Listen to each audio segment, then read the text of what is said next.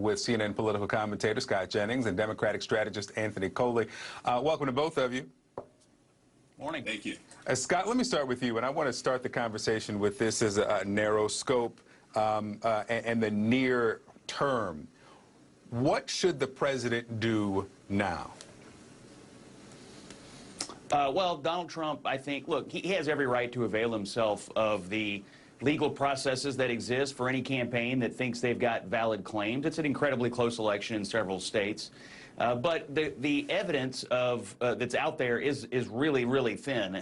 And so the notion that they're going to find a way to overturn this election is really remote. And I think they need to be thinking about a way to concede the race at some juncture in the near future if their claims don't pan out, to help Joe Biden transition into the White House. And then as President Trump thinks about his place in the Republican Party, which, by the way, is very good. I mean, he got 93% of the Republican vote. He is, very popular among party figures. He needs to think about what he's going to do with his future. In my view, is that politically could start in Georgia. And if Donald Trump wants to bounce back politically, one thing he could think about doing is helping his party win the Senate seats in Georgia. But as a governing matter and just as a legacy matter, my advice would be do the right thing here, and that's gracefully exit the White House, help your successor, in this case Joe Biden, come in with the best possible chance of succeeding. And history, I think, will look kindly upon that. Last time around. Scott, let me come to you now. I've heard people on this network and others remark about this great relationship between Joe Biden and Mitch McConnell, and that suggests that President Biden would have a greater success with getting legislation through the Senate.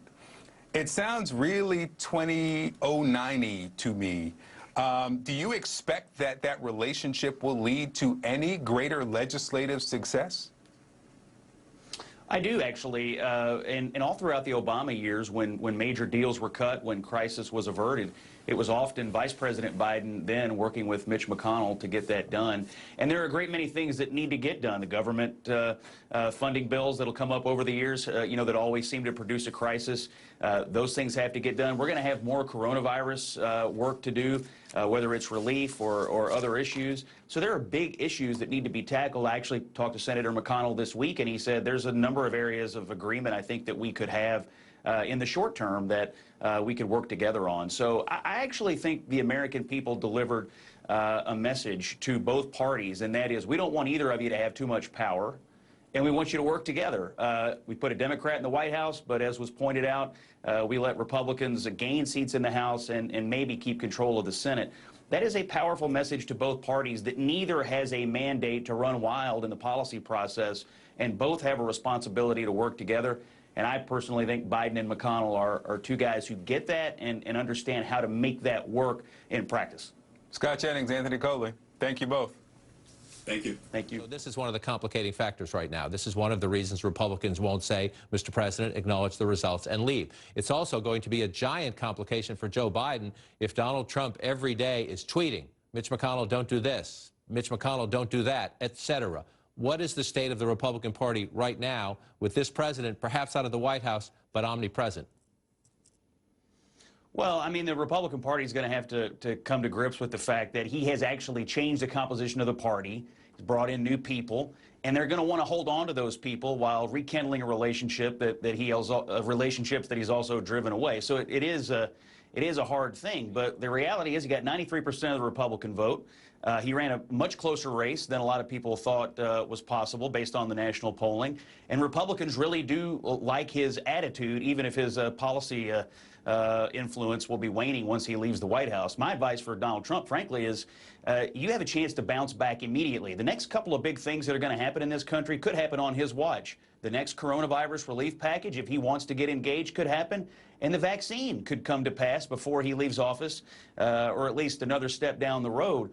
And the economy bounced back, and a lot of folks didn't cover the numbers Friday, but the economy also bounced back. He has a chance actually to leave office on an upswing, and a political upswing if he gets engaged in Georgia and helps the Republicans hold the Senate majority. So he's got a lot of influence and a possibility of some bounce backs here that do make him really relevant. And so, Scott Jennings, from a governing perspective, he used to work for Mitch McConnell. Does he listen to the former President Donald Trump, or do we get some of this? Listen.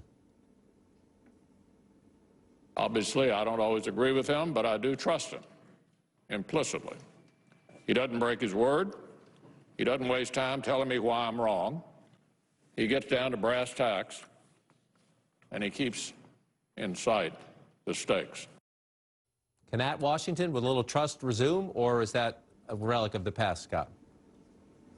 I can't think of two better people to bring that back than Mitch McConnell and Joe Biden. If these guys really want to do it, I think they can heed the results of the election here, which is that neither party has all the power. The voters don't want either party to go too far, so they voted for divided government. They pinned the ears back of the Democrats in the House, and they gave the Democrats the White House and let Republicans have a big say in the Senate. So if you want deals and you want pragmatic people, they have proven, you know, what's the best predictor of future behavior? What you've done in the past. And McConnell and Biden have done it. So I have a lot of hope, actually, that they'll be the pair that does that again.